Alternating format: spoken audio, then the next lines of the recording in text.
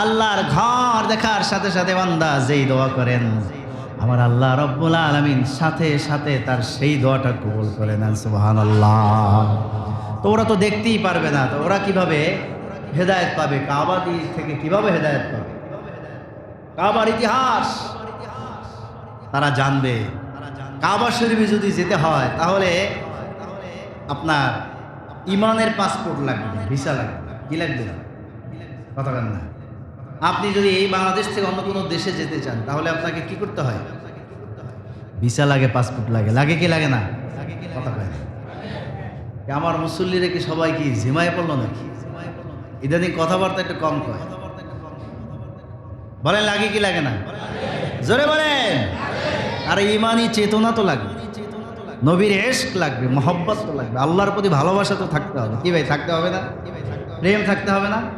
প্রেম ভালোবাসা ছাড়া হবে না কিছু। প্রেম লাগবে, ভালোবাসা লাগবে, হৃদয় লাগবে। হৃদয় দিয়ে সমগ্র বিশ্ব জয় করা যায়। কথা বলেন ঠিক কিনা? সেই হৃদয় যদি আমাদের না থাকে, প্রেম মহব্বত না থাকলে তো হবে না। হবে? ভিসা পাসপোর্ট ছাড়া যখন আপনি কোনো একটা দেশে যেতে পারেন না, একইভাবে কাফের মুশরিক বেঈমানরা যদি বলে আমাদের জন্য যদি হেদায়েত হয়, আমাদের জন্য যদি কাবা শরীফ নেয়ামত হয়, তাহলে আমরা কিভাবে যাব? হ্যাঁ, আপনি যেতে পারবেন, আপনাকে ভিসা পাসপোর্ট লাগবে। আপনার ঈমান নিয়ে আসেন, আল্লাহর প্রতি বিশ্বাস, নবীজির প্রতি বিশ্বাস। এই বিশ্বাসের ভিসা পাসপোর্ট যখন আপনার এই মাদার বোর্ডে যখন অ্যাপ্লাই হয়ে যাবে, সাথে সাথে আপনি সেখানে যাওয়ার পারমিট পেয়ে যাবেন। জোরে বলেন সুবহানাল্লাহ। জোরে বলেন না সুবহানাল্লাহ। ফিহি আয়াতুম বাইয়িনাতুম মাকাম ইব্রাহিম। কাবা শরীফের মধ্যে আছে অনেক নিদর্শন। সুবহানাল্লাহ পড়েন। কাবা ঘরের মধ্যে অনেক নিদর্শন আছে, অনেক নবীদের মাজার আছে ওখানে। সুবহানাল্লাহ। নবীদের মাকবারা, হাতিম বরাবর নিচে অনেক নবীদের মাকবারা আছে। বিবি হাজেরা রাদিয়াল্লাহু তাআলা আনহার মাকবারা ওইখানে আছে। সুবহানাল্লাহ পড়েন। অনেকে আমরা জানি, অনেকে জানি না। কাবা শরীফের নিচে হাতিম বরাবর অনেক নবীদের মাকবারা আছে, বিবি হাজেরা রাদিয়াল্লাহু তাআলার মাকবারা আছে। পুরো কাবা ঘরের তাওয়াফ, হজ, এগুলো তো সব ইসলামের স্মৃতি, ইতিহাস। সুবহানাল্লাহ পড়েন। বিবি হাজেরা রাদিয়াল্লাহু তাআলা আনহা সাফা থেকে মারওয়া দৌড়াইছেন, খালি এক জায়গা থেকে সাফা থেকে মারওয়ায় গেছেন, মারওয়া থেকে সাফায় আসছেন, সাফা থেকে মারওয়া, মারওয়া থেকে সাফা। সুবহানাল্লাহ পড়েন। আল্লাহ তাআলার কাছে এত ভালো লেগেছে, এত পছন্দ করে দিয়েছেন, দুনিয়ার মুমিন মুসলমানের উপর আল্লাহ তাআলা আবশ্যক করে দিয়েছেন, হজ করবা, উমরা করবা, সাফা থেকে মারওয়ায় দৌড়াও, মারওয়া থেকে সাফায় দৌড়াও। সুবহানাল্লাহ পড়েন। শুধু ইতিহাস স্মরণ করা, আল্লাহর নির্দেশ মানা। সুবহানাল্লাহ। ফিহি আয়াতুম বাইয়িনাতুম মাকাম ইব্রাহিমের মধ্যে একটা আছে মাকাম ইব্রাহিম। ইব্রাহিম আলাইহিস সালামের পায়ের ছাপ আপনারা যারা গিয়েছেন, কাবা শরীফের দরজা থেকে হাতিমের রুকনে ইরাকি এর মাঝ বরাবর থেকে ইরাকের দিকে একটু আগানো একটা মিনারার মতো আছে, একটা গম্বুজের মতো আছে, ছোট্ট গ্লাস দিয়ে মোড়ানো। এটাকে বলা হয় মাকাম ইব্রাহিম। ইব্রাহিম আলাইহিস সালামের পায়ের ছাপ আছে ওইখানে। সুবহানাল্লাহ পড়েন না। ইব্রাহিম আলাইহিস সালাম যখন কাবা শরীফ নির্মাণের কাজ করেছেন, তখন তিনি এই পাথরের উপরে পা রেখে তিনি কাজ করেছিলেন। এটা লিফটের মতো কাজ করেছে, উপরে উঠেছে আবার নিচে নেমেছে। সুবহানাল্লাহ পড়েন। এই জন্য আল্লাহ তাআলা ওটাকে নিদর্শন হিসেবে রেখে দিয়েছেন। সুবহানাল্লাহ। ওয়ামান দাখালাহু কানা আমিনা। আর যেই ব্যক্তি কাবা শরীফের হারামের মধ্যে প্রবেশ করবে সেই ব্যক্তি নিরাপদ, তাকে কেউ মারতে পারবে না, তাকে মারার সুযোগ নাই, সেও মারতে পারবে না। এজন্য ইহরাম অবস্থায় মাতাফে ঢুকতে হয়, ইহরাম অবস্থায় মাতাফে ঢুকতে হয়, এটাই নিয়ম। এবং সেখানে সব নিরাপদ। আপনি মশা মাছি মারবেন সেটারও সুযোগ নেই। আপনার মাথায় উকুন আসছে, উকুনে আপনাকে কামড়াইতেছে, আপনি টিপ দিয়ে উকুন মারা ফেলবেন, সুযোগ? উকুন মারার সুযোগ নাই। সবাই নিরাপদ, সব নিরাপদ। সুবহানাল্লাহ পড়েন। আমান দাখালাহু কানা আমিনান ওয়ালিল্লাহি আলান নাসি হিজ্জুল বাইতি মান ইসতাতা ইলাইহি সাবিলা। আমাদের মধ্যে যাদের সক্ষমতা আছে, যারা সক্ষম, যাদের সম্পদ আছে, শারীরিক শক্তি আছে, তাদের জন্য আমার আল্লাহ রাব্বুল আলামিন হজ ব্রত পালন করা ফরজ করে দিয়েছেন। সুবহানাল্লাহ। কি ভাই, হজ করার দরকার আছে না নাই? হজ এমন একটা ইবাদত, এটার মধ্যে আছে শারীরিক ইবাদত, আর্থিক ইবাদত, সব আছে। আত্মিক ইবাদত, শারীরিক ইবাদত, আর্থিক ইবাদত, সব কিছু এটার মধ্যে রয়েছে। সুবহানাল্লাহ পড়েন। আপনি নামাজ পড়তে টাকা লাগে? লাগে? নামাজ পড়ে আমরা টাকা লাগে না, রোজা রাখতে টাকা লাগে না, কিন্তু হজ করতে গেলে আপনাকে টাকা লাগবে, সম্পদ লাগবে। সম্পদ ছাড়া হজ করা যায়? বলেন না ভাই, যায় না। এজন্য আমার আল্লাহ রাব্বুল আলামিন বলে দিয়েছেন, যাদের সম্পদ আছে, সক্ষমতা আছে, শারীরিক সক্ষমতা থাকবে, সম্পদ থাকবে, তোমাদের উপরে আল্লাহ রাব্বুল আলামিন হজকে ফরজ করে দিয়েছেন। আল্লাহ রাব্বুল আলামিনের ঘরের কাছে যাও, আল্লাহর ঘর তাওয়াফ করো, ওই আরাফার ময়দানে অবস্থান করে। সুবহানাল্লাহ। কাবা ঘর এটা হলো শিআরুল ইসলাম, ওমাই ইউআযযিম শাআইরাল্লাহ ফাইন্নাহা মিন তাকওয়াল কুলুব। এটা হলো পৃথিবীর সবচেয়ে শ্রেষ্ঠতম নিদর্শন। সুবহানাল্লাহ পড়েন। ফাইন্নাহা মিন তাকওয়াল কুলুব, এবং এটা তাদের খোদা ভীতির পরিচয় বলে গণ্য হবে। সুবহানাল্লাহ পড়েন। সুবহানাল্লাহ।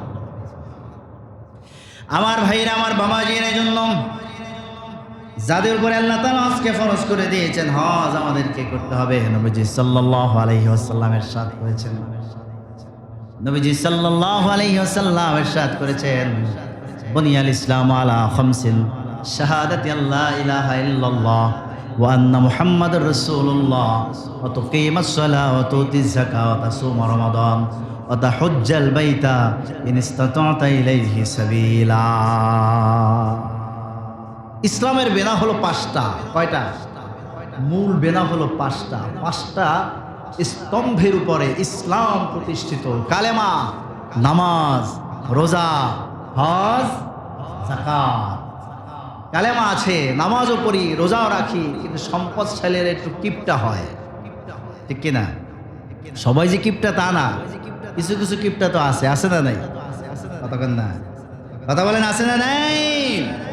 নবীজি আমার হযরত মুহাম্মদ সাল্লাল্লাহু আলাইহি ওয়াসাল্লাম ইরশাদ করেছেন, মান মালাকা যাদান ওয়া রাহিলাতান তুবাল্লিগুহু ইলা বাইতিল্লাহ ওয়া লাম ইয়াহুজ্জা ফালা আলাইহি আন ইয়ামুতা ইহুদিয়ান আও নাসরানিয়ান।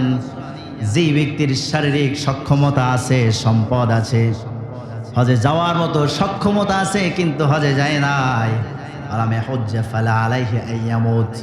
নবীজি সাল্লাল্লাহু আলাইহি ওয়াসাল্লাম বলেছেন, ইহুদিয়ান আও নাসরানিয়ান, ওই ব্যক্তি ইহুদি হইয়া মরল নাকি খ্রিস্টান হইয়া মারা গেল, নবীজি সাল্লাল্লাহু আলাইহি ওয়াসাল্লাম ওই ব্যক্তির দায়িত্ব ছেড়ে দিয়েছেন। ওই ব্যক্তির দায়িত্ব আমার নবীজি নেন নাই। জোরে কোন নাউযুবিল্লাহ। সে এমন হতে পারে ইহুদি হয়ে মরছে অথবা খ্রিস্টান হয়ে মারা গেছে। নাউযুবিল্লাহ পড়েন, জোরে বলেন না নাউযুবিল্লাহ। তাহলে যাদের সক্ষমতা আছে, বড় কঠিন কথা হজের ব্যাপারে, বড় কঠিন কথা আছে। এজন্য ভাইরা, যাদের উপরে আল্লাহ তাআলা ফরজ করেছেন, হজ করে ফেলেন, যত দ্রুত পারেন হজ করে ফেলেন, এখনই নিয়ত করে ফেলেন। সম্ভব হলে এবছর চলে যান, সম্ভব না হলে আগামী বছরের জন্য প্রিপারেশন নেন, আর আল্লাহর কাছে দোয়া করেন, আল্লাহ আমি যেন হায়াত পাই, আল্লাহ হজ যেন কইরা মরতে পারি, এই দোয়া করেন আল্লাহর কাছে, এবং নিয়ত করে ফেলেন, মজবুত নিয়ত করে ফেলেন।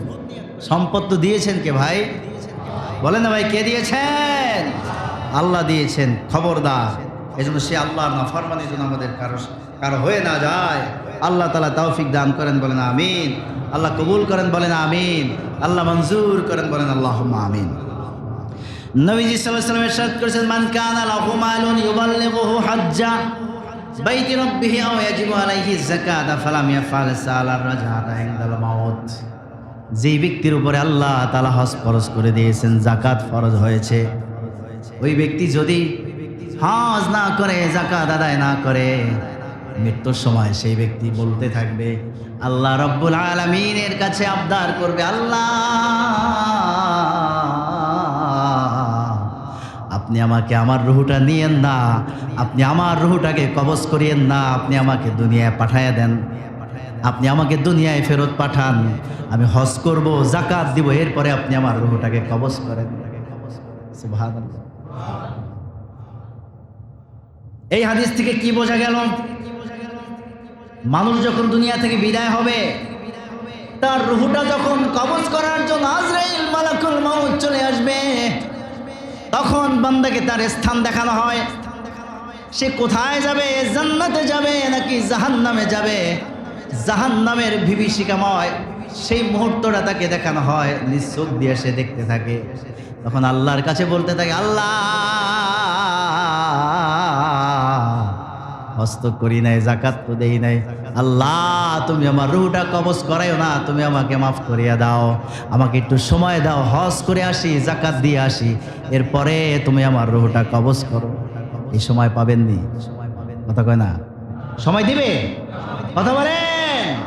কাউকে সময় দেওয়া হবে না, কিন্তু আফসোস করতে থাকবে, একথা বলতে থাকবে। সাহাবীকে জিজ্ঞেস করা হলো, فقال له رجل يا ابن عباس اتق الله فإنما يسأل الرجعة الكفار। হাদিস বর্ণনা করেছিলেন আব্দুল্লাহ ইবনে আব্বাস রাদিয়াল্লাহু তাআলা আনহু।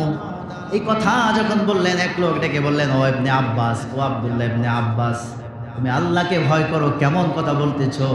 আমার আল্লাহ রাব্বুল আলামিন এই কথাগুলো তো কাফেরদের সম্পর্কে বলেছে। কাফেরদের রূহ যখন কবজ করা হবে, তখন তারা বলতে থাকবে, আলাইতানি কুনতু তুরাবা, আমি যদি মাটি হয়ে যেতাম, ও আল্লাহ আপনি আমাকে এখন নিয়েন না, আমি ঈমান আনবো, ঈমান এনে আমল করব, এরপরে আমি দুনিয়া থেকে বিদায় হতে চাই। কিন্তু আল্লাহ তাআলা তা শুনবেন না। এত বড় শাস্তি তো কাফেরদের দেওয়া হবে, আপনি কি বলছেন? فقال سأتلو عليكم بذلك قرآنا فقرأ। ইবনে আব্বাস রাদিয়াল্লাহু তাআলা আনহুর সাথে সাথে বলবেন, ও মানুষ সকল শুনে নাও, শুনে নাও, আমার আল্লাহ রাব্বুল আলামিন পবিত্র কোরআনে কি বলে দিয়েছেন? ওয়ানফিকু মিম্মা রাযাকনাকুম মিন ক্বাবলি আইয়াতি আহাদুকুমুল মাউত।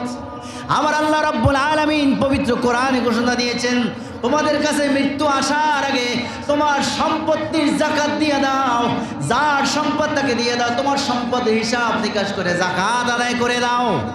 ফায়াকুলু রাব্বি লাউলা আখরতানি ইলা আজালিন করিবিন ফাসাদদাক ওয়া আকুম মিনাস সালিহিন। আলায়া সুবহানাল্লাহ। আর জোরে বলেন সুবহানাল্লাহ। আল্লাহ রাব্বুল আলামিন, আল্লাহ রাব্বুল আলামিনের কোরআন কারীমের আয়াত আব্দুল্লাহ ইবনে আব্বাস রাদিয়াল্লাহু তাআলা আনহু স্মরণ করে দিয়েছেন যে মৃত্যু আসার আগে তুমি তোমার যাকাত দিয়ে দাও। মৃত্যু আসার আগে তোমার উপর যে দায়িত্ব অর্পিত হয়েছে, দায়িত্বগুলো পালন করে দাও, দায়িত্বগুলো পালন করে নাও। যদি সেটা পালন করে না নাও, তোমাদের জন্য কঠিন থেকে কঠিনতর শাস্তি অপেক্ষা করছে। জোরে কান নাউযুবিল্লাহ। যদি করতে পারো সলেহদের অন্তর্ভুক্ত হয়ে যাবে। আর যদি তুমি সেটা না করতে পারো, তুমি নাফরমানের অন্তর্ভুক্ত হবে, নাফরমানের অন্তর্ভুক্ত হবে। হজ এটা হলো বিশেষ একটা ইবাদত।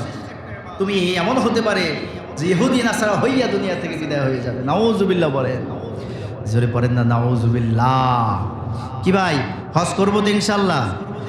যাদের উপর হজ ফরজ হয়েছে তারা হজ করবেন না ইনশাল্লাহ? কি করবেন তো ইনশাল্লাহ?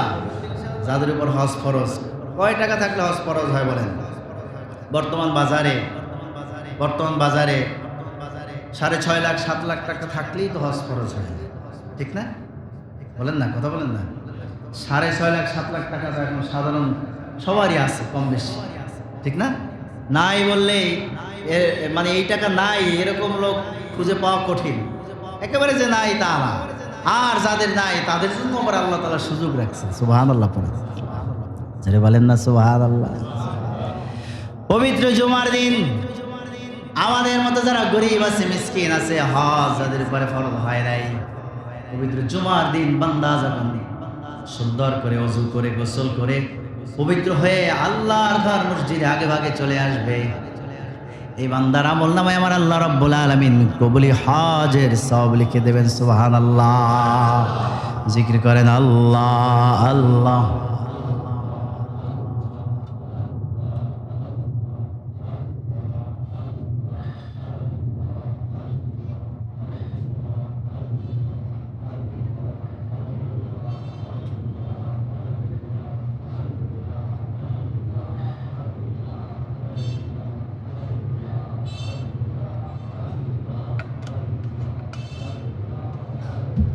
আল্লাহ আল্লাহ আল্লাহ আল্লাহ আল্লাহ আল্লাহ আল্লাহ আল্লাহ লা ইলাহা ইল্লাল্লাহু মুহাম্মাদুর রাসূলুল্লাহ সাল্লাল্লাহু আলাইহি ওয়াসাল্লাম। বলুন মারহাবা। হজ করব তো ইনশাআল্লাহ। যাদের উপরে ফরজ হয়েছে এখনই নিয়াত করে ফেলেন, হজ করার নিয়াত করে ফেলেন, আর আল্লাহর কাছে দোয়া করতে থাকেন।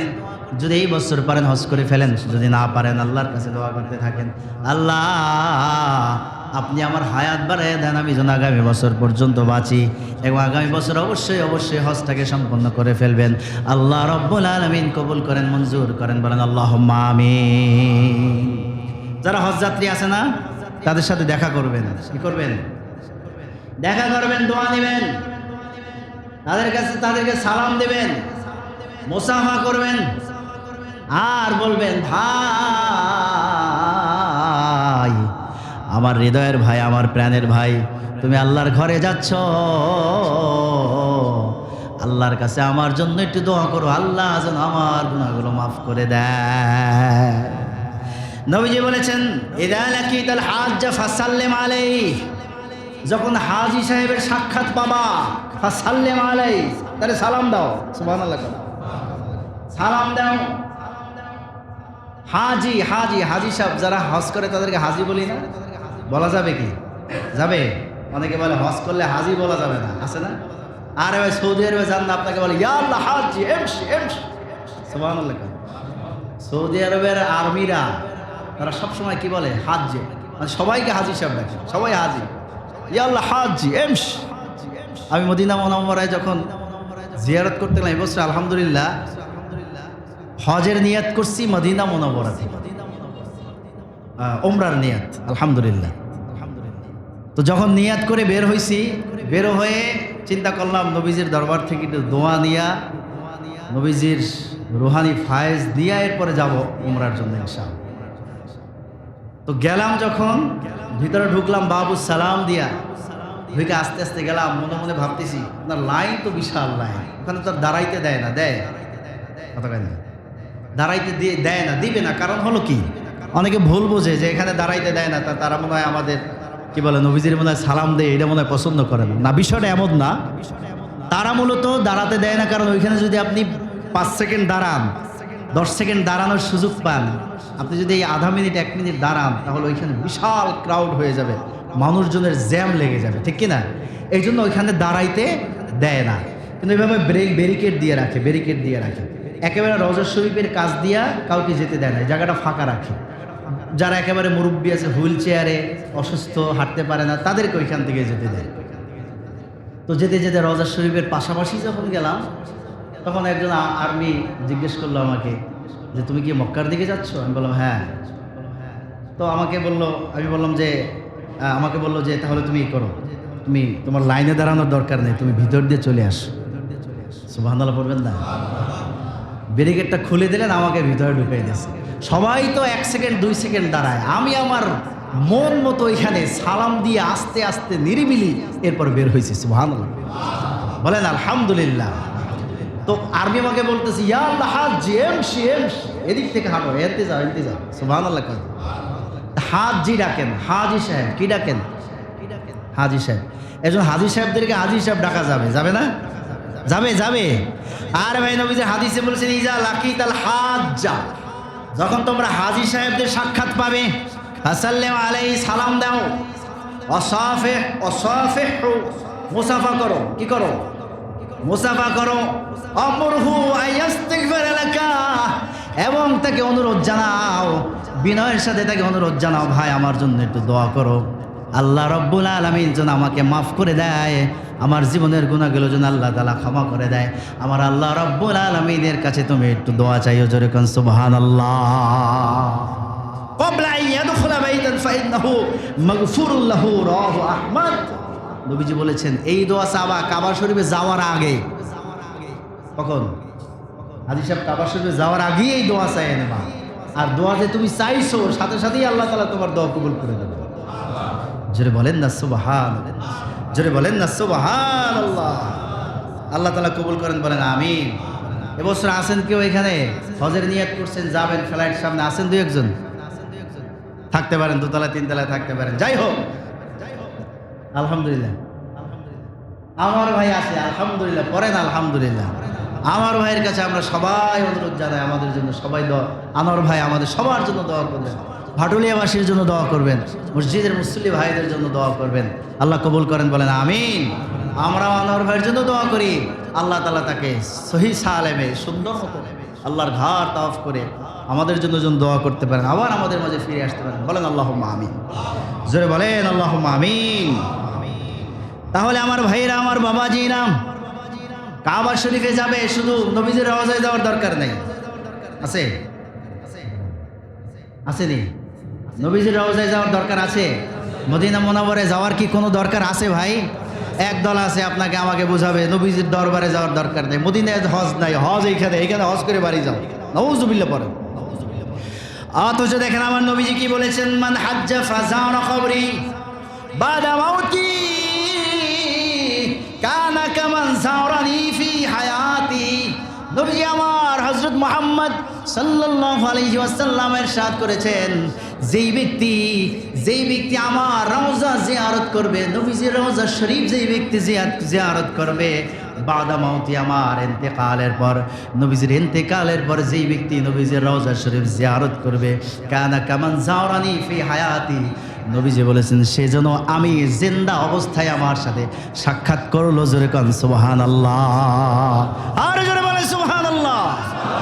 আপনি হজে গেছেন, আপনি গিয়ে যদি শোনেন যে নবীজি মদিনা শরীফে আছেন, তিনি ওখানে অবস্থান করছেন, আপনি কি কাবা শরীফ থেকে ফিরে আসতে পারবেন?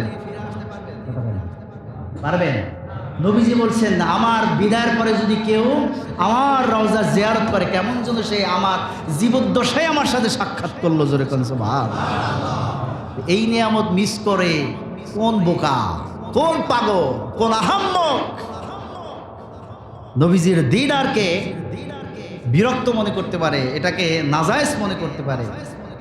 আমার বুঝে আসে না, আমার বুঝে ধরে না, এটা কেমনে মুসলমান হয়, এটা কেমনে মুমিন হয়, এটা কেমনে রাসূলের উম্মত হয়, আমার কিচ্ছু বুঝে আসে না। আমার ভাইরা, আমার বাবাজিরা, এই জন্যই বলছি হৃদয় লাগবে, হৃদয়, আবেগ লাগবে, ভালোবাসা লাগবে, প্রেম মহব্বত লাগবে। কি লাগবে? প্রেম লাগবে, মহব্বত লাগবে। নবীজির প্রেম, নবীজির মহব্বত, নবীজির ভালোবাসার নামটাই হলো ঈমান। নবীজির প্রতি আপনার যদি টান না থাকে, আপনার আমল কোনো কাজে আসবে না। নবীজির প্রতি আপনার যদি হৃদয় ভরা প্রেম ভালোবাসা থাকে, তাহলে আপনার অল্প আমলই আপনার আমার জন্য নাজাতের যথেষ্ট হয়ে যাবে। যেরকম সুবহানাল্লাহ, আর জোরে বলেন না সুবহানাল্লাহ। এরপরে নবীজি আরো বলেছেন, ওয়ামান যাওরা কবরি ওয়াজাবাত লাহু শাফাআতি ইয়াউমাল কিয়ামাহ। নবীজি শাফাত চাই, কে হাত তুলে আল্লাহ তাআলাকে দেখা। নারে তাকবীর, নারে রিসালাত। নবীজি শাফাত চাই আমরা, নবীজি আমাদের জন্য সুপারিশ করবেন। নবীজি বলেছেন মান যাওরা কবরি ওয়াজাবাত লাহু শাফাআতি, যে ব্যক্তি নবীজির রওজা শরীফ জিয়ারত করবে, তার জন্য নবীজির উপরে ওয়াজিব হয়ে যাবে শাফাত করা, সুপারিশ করা। জোরে কোন সুবহানাল্লাহ। ভাই জান্নাতে তো যাইতে চাও, জান্নাতে যদি যাইতে হয় নবীজির রওজা শরীফ জিয়ারত করতে হবে, তাইলে নবীজির শাফাত পাওয়া যাবে। ঠিক কিনা? জোরে বলেন ঠিক কিনা? আল্লাহ কবুল করেন, বলেন আমিন। আল্লাহ মঞ্জুর করেন, বলেন আল্লাহুম্মা আমিন। তাহলে হজও করব, নবীজির জিয়ারত করবো ইনশাআল্লাহ, নবীজির রওজা শরীফ জিয়ারত করবো ইনশাআল্লাহ। নবীজির কাছে গিয়া বেশি বেশি দুরূদ পড়তে হবে, নবীজির মহব্বত ভালোবাসা অর্জন করতে হবে। নবীজির প্রেম মহব্বত ভালোবাসা ছাড়া কোনো উপায় নাই। আছে লা ঈমানা লিমান লা মুহাব্বাতা লাহু, আই মুহাম্মদ সাল্লাল্লাহু আলাইহি ওয়াসাল্লাম। ওই ব্যক্তির ঈমানই নাই, যার হৃদয়ে নবীজির প্রেম মহব্বত ভালোবাসা নাই, তার ঈমানই নাই। তাকে মুমিনই বলা যাবে না, তাকে মুসলমানই বলা যাবে না, কোনো সুযোগ নাই। নবীজির প্রেম মহব্বত ভালোবাসা থাকলেই সে আপনি মুমিন, আপনি মুসলমান। কথা বলেন ঠিক কিনা? আল্লাহ তাআলা আমাদেরকে সহি বুঝ দান করুন, বলুন আল্লাহুম্মা আমিন। যাদের উপর হজ ফরজ হয়েছে আপনি অবশ্যই হজ করবেন। এখনই নিয়ত করে ফেলেন, এই বছরই চেষ্টা করতে থাকেন। চেষ্টা করে যদি না পারেন, আগামী বছর অবশ্যই হজ করবেন। আল্লাহ তাআলা আমাদের সকলকে কবুল করেন, বলেন আমিন। আল্লাহ তাআলা তার প্রিয় বান্দা হিসেবে কবুল করেন, বলেন আল্লাহুম্মা আমিন।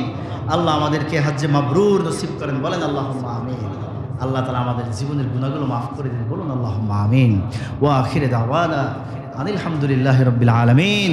ওয়াসসালামু আলাইকুম।